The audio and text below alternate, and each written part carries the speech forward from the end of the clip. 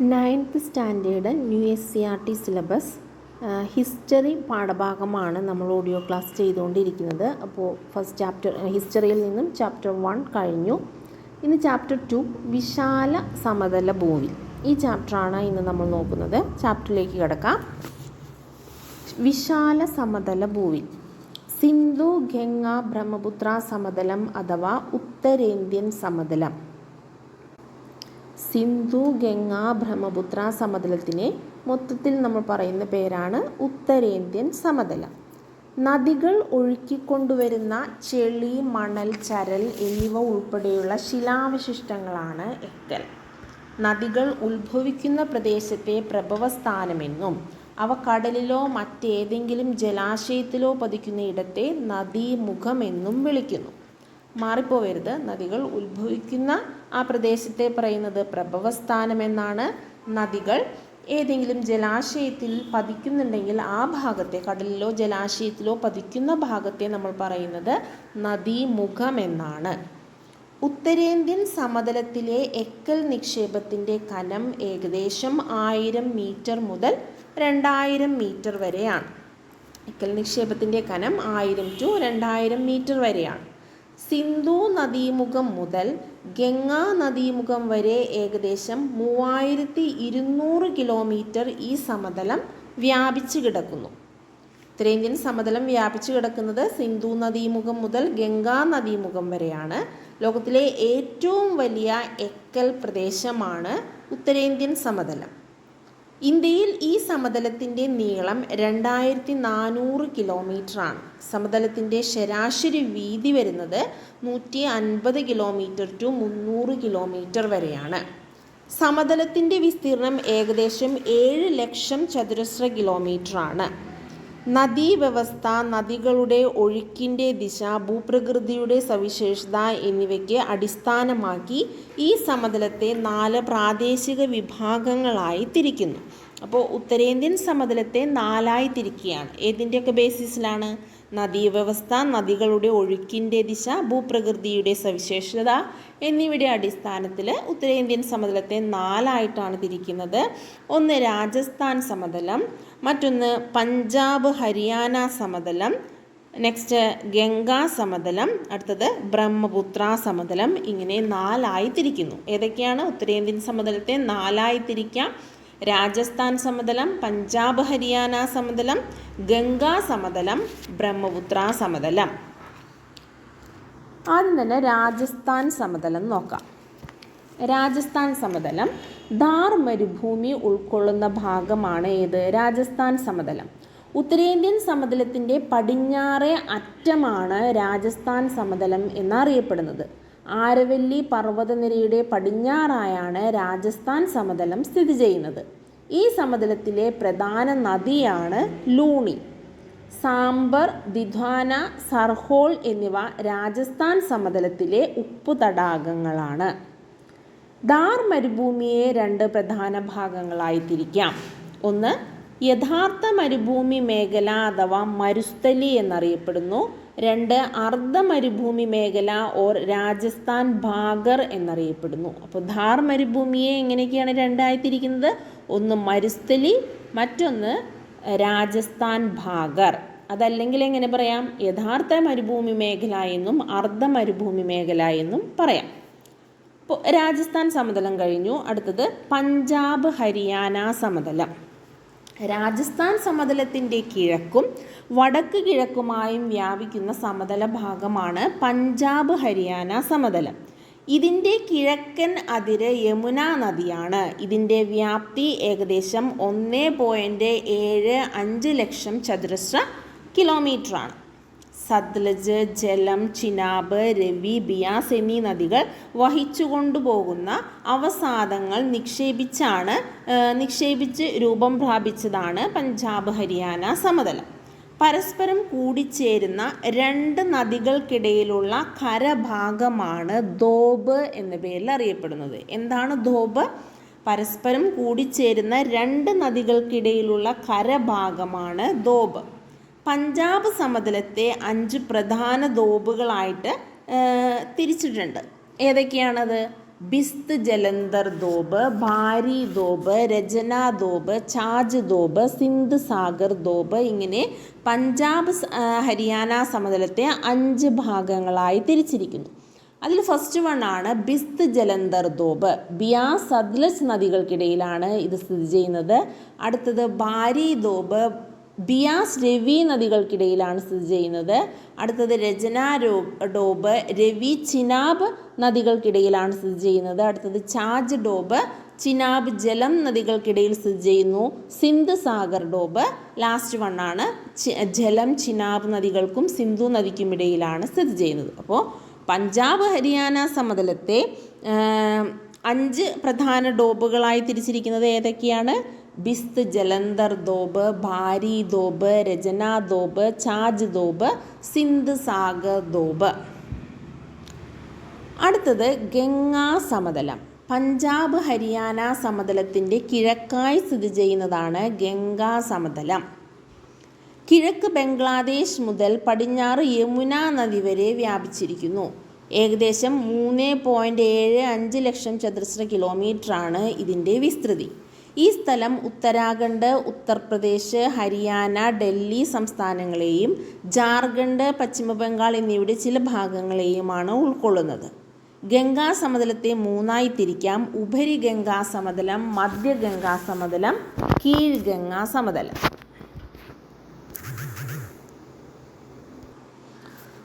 അടുത്തത് ബ്രഹ്മപുത്ര സമതലം. Last one Brahmaputra സമതലം. ഉത്തരേന്ത്യൻ സമതലത്തിൻ്റെ ഏറ്റവും കിഴക്ക് ഭാഗം ആണ് ബ്രഹ്മപുത്ര സമതലം എന്നറിയപ്പെടുന്നത്.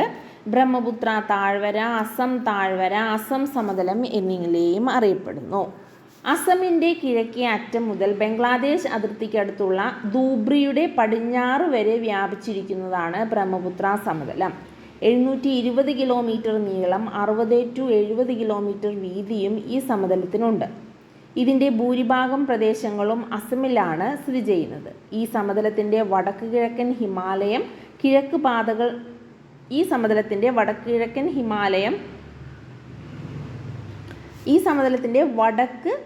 കിഴക്കൻ ഹിമാലയവും കിഴക്ക് പത്കായ് നാഗ കുന്നുകളും തെക്ക് ഖാരോ, ഖാസി, ജയന്തിയ കുന്നുകളും മിഖിർ കുന്നുകളുമാണ്. ഈ സമതലത്തിൻ്റെ പടിഞ്ഞാറായി കീഴ് ഗംഗാ സമതലം സ്ഥിതി ചെയ്യുന്നു. 56,275 ചതുരശ്ര കിലോമീറ്ററാണ് ഇതിൻ്റെ വിസ്തൃതി.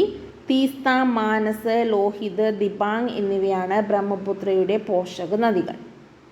അപ്പോൾ ഇത്രയുമാണ് സമതലങ്ങളെ 4ആയി തിരിച്ചിരിക്കുന്ന സമതലങ്ങളെക്കുറിച്ച് പറയാനുള്ളത്. ഇതിൽ ബ്രഹ്മപുത്ര സമതലം എക്കൽ വിശറികളാൽ സമ്പന്നമാണ്. നദികൾ സമതലത്തിൽ പ്രവേശിക്കുമ്പോൾ ഒഴുക്ക് പെട്ടെന്ന് കുറയുകയും അവ വഹിച്ചുകൊണ്ടുവരുന്ന അവസാദങ്ങൾ അല്ലെങ്കിൽ എക്കൽ ഒരു വിശറിയുടെ രൂപത്തിൽ നിക്ഷേപിക്കപ്പെടുകയും ചെയ്യുന്നു. ഇതാണ് എക്കൽ വിശറികൾ എന്ന പേരിൽ അറിയപ്പെടുന്നത്. അപ്പോൾ നമ്മൾ ഉത്തരേന്ത്യൻ സമതലങ്ങളെ 4ആയി തിരിച്ചു. ആ 4 വിഭാഗങ്ങളെക്കുറിച്ചും പറഞ്ഞു. ഇനി ഭൂപ്രകൃതി സവിശേഷതകളുടെ അടിസ്ഥാനത്തിൽ ഉത്തരേന്ത്യൻ സമതലത്തെ വടക്ക് നിന്നും തെക്കായി 3 പ്രധാന മേഖലകളായി തിരിക്കാം. അപ്പോൾ ഇത്രയും നമ്മൾ പറഞ്ഞ വിഭാഗം ഏതായിരുന്നു? അതായത് ഉത്തരേന്ത്യൻ സമതലത്തെ നദീവ്യവസ്ഥ, നദികളുടെ ഒഴുക്കിൻ്റെ ദിശ, ഭൂപ്രകൃതിയുടെ സവിശേഷത ഇവയുടെ അടിസ്ഥാനത്തിൽ 4ആയി തിരിച്ചു. അതാണ് രാജസ്ഥാൻ സമതലം, പഞ്ചാബ് ഹരിയാന സമതലം, ഗംഗാ സമതലം, ബ്രഹ്മപുത്ര സമതലം. ഇനി അത് കൂടാതെയുള്ള ഒരു ക്ലാസിഫിക്കേഷനാണ് വടക്ക് നിന്നും തെക്കോട്ട്, അതായത് ഉത്തരേന്ത്യൻ സമതലത്തിൻ്റെ വടക്ക് നിന്നും തെക്കോട്ടുള്ള ഭൂപ്രകൃതിയുടെ അടിസ്ഥാനത്തിൽ അതിനെ 3ആയി തരംതിരിച്ചിരിക്കുന്നു. 1 ഭാബർ, 2 ടെറായി, 3 എക്കൽ സമതലങ്ങൾ. ഏതൊക്കെയാണ്? ഭാബർ, ടെറായി, എക്കൽ സമതലങ്ങൾ. സിവാലിക് പർവ്വതനിരയ്ക്ക് സമാന്തരമായി അതിൻ്റെ തെക്ക് ഭാഗത്ത് കാണുന്ന ഭാഗമാണ് ഭാബർ. 8 കിലോമീറ്റർ മുതൽ 10 കിലോമീറ്റർ വരെയാണ് ഇതിൻ്റെ വിസ്തൃതി. ഈ ഭാഗത്ത് ഉരുളൻ കല്ലുകളുടെ ഇടയിലൂടെ നദികൾ ഒഴുകുമ്പോൾ നദികൾ ദൃശ്യമാകുന്നില്ല. അപ്പോൾ ഏറ്റവും ആദ്യത്തെ ഭാഗമാണ് ഭാബർ. അവിടെയാണ് ഉരുളൻ കല്ലുകൾ കാണപ്പെടുന്നത്. അതുകൊണ്ട് തന്നെ ഇതിൻ്റെ ഇടയിലൂടെ ഒഴുകുന്ന നദികളെ നമുക്ക് ദൃശ്യമാകുന്നില്ല. ഭാബർ മേഖലയ്ക്ക് സമാന്തരമായി ഏകദേശം 10 കിലോമീറ്റർ ടു 20 കിലോമീറ്റർ വരെ വീതിയിൽ കാണപ്പെടുന്ന വെള്ളക്കെട്ടുള്ള ചതുപ്പ് നിലങ്ങളാണ് ടെറായ് എന്നറിയപ്പെടുന്നത്. ഭാബർ മേഖലയിൽ നിന്ന് അപ്രത്യക്ഷമാകുന്ന നദികൾ ഈ ടെറായ് മേഖലയിലാണ് പുനർജനിക്കുന്നത്. ടെറായ് മേഖലയിൽ തെക്കായി ചുരുങ്ങിയതും പഴയതുമായ എക്കൽ നിക്ഷേപങ്ങളാൽ രൂപപ്പെട്ട സമതല ഭാഗമാണ് എക്കൽ സമതലങ്ങൾ. പഴയ എക്കൽ സമതലങ്ങൾ ഭംഗർ എന്നും പുതിയ എക്കൽ സമതലങ്ങൾ ഭാഗർ എന്നും അറിയപ്പെടുന്നു. നിക്ഷേപണ ഭൂരൂപങ്ങളായ നദീജന്യ ദ്വീപുകൾ, മണൽ വരമ്പുകൾ, ഡെൽറ്റകൾ എന്നിവ ഈ മേഖലയുടെ സവിശേഷതകളാണ്. പ്രളയ സമയത്ത് നദികൾ കരകവിഞ്ഞു ഒഴുകുമ്പോൾ അവ ഒഴുകിക്കൊണ്ടുവരുന്ന എക്കൽ ഇരുകരകളിലും നിക്ഷേപിക്കപ്പെട്ട് സമതലങ്ങൾ രൂപം കൊള്ളുന്നതാണ് പ്രളയ സമതലങ്ങൾ എന്നറിയപ്പെടുന്നത്. അടുത്തത് ഉത്തരേന്ത്യൻ സമതലങ്ങളിലെ കാലാവസ്ഥയെക്കുറിച്ചാണ് പറയുന്നത്. ഓരോ കാലാവസ്ഥയും നോക്കാം. ശൈത്യകാലം, ഉഷ്ണകാലം, തെക്ക് പടിഞ്ഞാറൻ മൺസൂൺ കാലം, വടക്ക് കിഴക്കൻ മൺസൂൺ കാലം, ഇങ്ങനെയെല്ലാം തരംതിരിച്ചിട്ടുണ്ട്. അപ്പോൾ ഫസ്റ്റ് വൺ ശൈത്യകാലം. നവംബർ മധ്യത്തോടെ ശൈത്യകാലം എത്തുന്നു. തണുപ്പേറിയ മാസങ്ങൾ ഡിസംബറും ജനുവരിയുമാണ്. ഈ കാലയളവിൽ ഇവിടെ അതിശൈത്യമാണ് ഈ ഉത്തരേന്ത്യൻ സമതലങ്ങളിൽ അനുഭവപ്പെടുന്നത്. ഉത്തരേന്ത്യൻ സമതലങ്ങളിൽ അതിശൈത്യം അനുഭവപ്പെടാനുള്ള കാരണങ്ങൾ എന്തൊക്കെയാണ്? ഒന്ന്, കാലാവസ്ഥയെ മിതപ്പെടുത്തുന്ന സമുദ്രത്തിൻ്റെ സ്വാധീനത്തിൽ നിന്നും ഏറെ അകലെയാണ് ഉത്തരേന്ത്യൻ സമതലം. രണ്ട്, ഹിമാലയൻ പർവ്വതനിരകളിലെ മഞ്ഞുവീഴ്ച അതിശക്തമായ ശീതക്കാറ്റിന് കാരണമാകുന്നു. പശ്ചിമേഷ്യയിൽ നിന്നും വീശുന്ന ശീതക്കാറ്റ് ഉത്തരേന്ത്യൻ സമതലത്തിൻ്റെ പടിഞ്ഞാറ് പ്രദേശങ്ങളിൽ ഹിമം, മൂടൽമഞ്ഞ്, ശീതതരംഗം എന്നിവയ്ക്ക് കാരണമാകുന്നു. ഉത്തരാർദ്ധഗോളത്തിൽ നിന്നും ദക്ഷിണാർദ്ധഗോളത്തിലേക്കുള്ള സൂര്യൻ്റെ അയനവും കഠിനമേറിയ ശൈത്യകാലത്തിൻ്റെ ഒരു കാരണമാണ്. അപ്പോൾ ശൈത്യകാലം എന്താണ്? ഉത്തരേന്ത്യൻ സമതലങ്ങളിൽ അതിശൈത്യം അനുഭവപ്പെടാനുള്ള കാരണങ്ങൾ എന്തൊക്കെയാണ്? ഒന്ന്, കടൽ സാമീപ്യം ഇല്ലാത്തത്. കടലിൽ നിന്നും ഏറെ അകലെയാണ് ഉത്തരേന്ത്യൻ സമതലം സ്ഥിതി ചെയ്യുന്നത്. രണ്ട്, ഹിമാലയൻ പർവ്വതനിരകളിലെ മഞ്ഞുവീഴ്ചയും അതിശക്തമായ ശീതക്കാറ്റ്. മഞ്ഞുവീഴ്ച അതിശക്തമായ ശീതക്കാറ്റിന് കാരണമാകുന്നു. മൂന്ന്, പശ്ചിമേഷ്യയിൽ നിന്നും വീശുന്ന ശീതക്കാറ്റ് ഉത്തരേന്ത്യൻ സമതലത്തിൻ്റെ പടിഞ്ഞാറൻ പ്രദേശങ്ങളിൽ ഹിമം, മൂടൽമഞ്ഞ്, ശീതതരംഗം എന്നിവയ്ക്ക് കാരണമാകുന്നു. മറ്റൊരു കാരണമാണ് ഉത്തരാർദ്ധഗോളത്തിൽ നിന്നും ദക്ഷിണാർദ്ധഗോളത്തിലേക്കുള്ള സൂര്യൻ്റെ അയനം. അടുത്തത് ഉഷ്ണകാലം. മാർച്ച് മാസത്തോടെ ഉത്തരേന്ത്യൻ സമതലങ്ങളിൽ താപനില ഉയരുന്നു. ഏപ്രിൽ, മെയ്, ജൂൺ ഉഷ്ണകാലമാണ് ഉത്തരേന്ത്യൻ സമതലങ്ങളിൽ അനുഭവപ്പെടുന്നത്. ഉഷ്ണകാലം അതികഠിനമാണ്. മെയ് മാസത്തിൽ പടിഞ്ഞാറൻ ഭാഗങ്ങളിൽ താപനില 48 ഡിഗ്രി സെൽഷ്യസ് വരെ ഉയരാറുണ്ട്. മെയ്, ജൂൺ മാസങ്ങളിൽ രാജസ്ഥാനിലെ മരുഭൂമി പ്രദേശങ്ങളിൽ നിന്നും ഗംഗാ സമതലത്തിലേക്ക് ശക്തിയേറിയ വരണ്ട ഉഷ്ണക്കാറ്റ് അഥവാ ലൂ വീശുന്നു. അടുത്തത് തെക്ക് പടിഞ്ഞാറൻ മൺസൂൺ കാലം. രണ്ട് ശാഖകളായാണ് തെക്ക് പടിഞ്ഞാറൻ മൺസൂൺ കാറ്റുകൾ ഇന്ത്യൻ ഉപഭൂഖണ്ഡത്തിൽ പ്രവേശിക്കുന്നത്. ഒന്ന്, അറബിക്കടൽ ശാഖയും രണ്ട്, ബംഗാൾ ഉൾക്കടൽ ശാഖയും. തെക്ക് പടിഞ്ഞാറൻ മൺസൂൺ കാലമാണ് ഉത്തരേന്ത്യൻ സമതല പ്രദേശത്തെ പ്രധാന മഴക്കാലം. അടുത്തത് വടക്ക് കിഴക്കൻ മൺസൂൺ കാലം. സൂര്യൻ്റെ ദക്ഷിണാർദ്ധഗോളത്തിലേക്കുള്ള അയനം മൂലം ഉത്തരേന്ത്യൻ സമതലത്തിൽ നിലനിന്നിരുന്ന ന്യൂനമർദ്ദ മേഖല ക്രമേണ തെക്കോട്ട് പിൻവാങ്ങുന്നു. മൺസൂണിൻ്റെ പിൻവാങ്ങൽ കാലം എന്ന് വിശേഷിപ്പിക്കപ്പെടുന്ന ഈ കാലത്ത് ഉത്തരേന്ത്യൻ സമതല പ്രദേശത്ത് ഉച്ചമർദ്ദ മേഖല രൂപപ്പെടുകയും ഇവിടെ നിന്ന് ഉത്തരേന്ത്യൻ മഹാസമുദ്രത്തിലേക്ക് കാറ്റ് വീശുകയും ചെയ്യുന്നു. ഉത്തരേന്ത്യൻ സമതല പ്രദേശത്ത് പൊതുവെ വരണ്ട കാലാവസ്ഥ അനുഭവപ്പെടുന്ന ഈ രണ്ട് കാലയളവിലെ ഉയർന്ന അന്തരീക്ഷ ആർദ്രതയും ഉയർന്ന താപനിലയും ദിനാവസ്ഥയെ കൂടുതൽ ദുസ്സഹമാക്കുന്നു. ഈ പ്രതിഭാസത്തെ ഒക്ടോബർ ചൂട് എന്നാണ് പറയുന്നത്. ഉത്തരേന്ത്യൻ സമതലങ്ങളിലെ നൈസർഗിക സസ്യജാലങ്ങൾ ഏതൊക്കെയാണ്? ഉഷ്ണമേഖല ഇലപൊഴിയും വനങ്ങൾ, ഉഷ്ണമേഖല മുൾക്കാടുകൾ, ചതുപ്പു നിലവനങ്ങൾ. ഇതൊക്കെയാണ് പ്രധാന ഭൂപ്രദേശങ്ങൾ. ഉഷ്ണമേഖല ഇലപൊഴിയും വനങ്ങളെ രണ്ടായി തിരിക്കാം. തിരിക്കാം. വരണ്ട ഇലപൊഴിയും കാടുകളും ആർദ്ര ഇലപൊഴിയും കാടുകളും ഇങ്ങനെ രണ്ടായി ഉഷ്ണമേഖല ഇലപൊഴിയും കാടുകളെ തിരിച്ചിട്ടുണ്ട്. 2 മീറ്റർ ഉയരത്തിൽ വളരുന്ന പുല്ലുവർഗ്ഗമാണ് ടഡോക്കി. റോയൽ ബംഗാൾ കടുവകളുടെ സങ്കേതം സുന്ദർബൻ. ഉത്തരേന്ത്യൻ സമതല മേഖല വ്യാപകമായി കാണപ്പെടുന്ന മണ്ണാണ് എക്കൽ മണ്ണ്.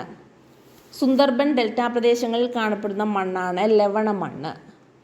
കായിക കാലം ഇനി അടുത്തത്. അപ്പോൾ നമ്മൾ ഉത്തരേന്ത്യൻ സമതലങ്ങളെ ആദ്യം തന്നെ രണ്ട് രീതിയിലാണ് തിരിച്ചത്. ഒന്ന് നദീവ്യവസ്ഥയുടെ അടിസ്ഥാനത്തിൽ രാജസ്ഥാൻ സമതലം, പഞ്ചാബ് ഹരിയാന സമതലം, ഗംഗാ സമതലം, ബ്രഹ്മപുത്ര സമതലം എന്നിങ്ങനെ തിരിച്ചു. പിന്നീട് തെക്ക് നിന്നും വടക്കോട്ടുള്ള ഭൂപ്രകൃതിയുടെ അടിസ്ഥാനത്തിൽ ഭാബർ, ടെറായ്, ചതുപ്പ് നിലം, ഉത്തരേന്ത്യൻ ഭാബർ, ടെറായ്, പിന്നെ ഏതാണ് എക്കൽ സമതലങ്ങൾ എന്നിങ്ങനെ 3ആയി തിരിച്ചു.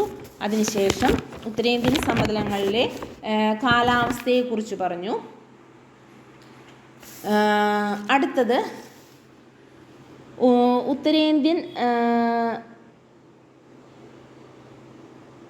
ഉത്തരേന്ത്യൻ സമതലങ്ങളിൽ വ്യാപകമായി കാണപ്പെടുന്ന മണ്ണാണ് എക്കൽ മണ്ണ്. സുന്ദർബൻ ഡെൽറ്റ പ്രദേശങ്ങളിൽ കാണപ്പെടുന്ന മണ്ണാണ് ലവണ മണ്ണ്. ഇനി കാർഷിക കാലങ്ങൾ ഏതൊക്കെയാണെന്ന് നോക്കാം. 3 കാർഷിക കാലങ്ങളാണുള്ളത്: ഖാരിഫ്, റാബി, സയ്ദ്. ഇതിൽ ഖാരിഫ് വിളവെടുക്കുന്നത് ജൂൺ ടു സെപ്റ്റംബർ ആണ് വിളവെടുക്കുന്നത്. റാബി ഒക്ടോബർ ടു, കൃഷി ചെയ്യുന്ന കാലയളവാണ് October to March. Zaid August to June. അപ്പോൾ ഇതിൽ ഖാരിഫിൽ വരുന്ന പ്രധാന വിളകളാണ് നെല്ല്, പരുത്തി, ചണം, ബജ്ര. റാബിയിൽ വരുന്ന വിളകളാണ് ഗോതമ്പ്, പയറുവർഗ്ഗങ്ങൾ, കടുക് വർഗ്ഗങ്ങൾ, ബാർലി എന്നിവ. സയ്ദിൽ വരുന്ന വിഭവങ്ങളാണ് പച്ചക്കറി, പഴങ്ങൾ, കാലിത്തീറ്റ എന്നിവ.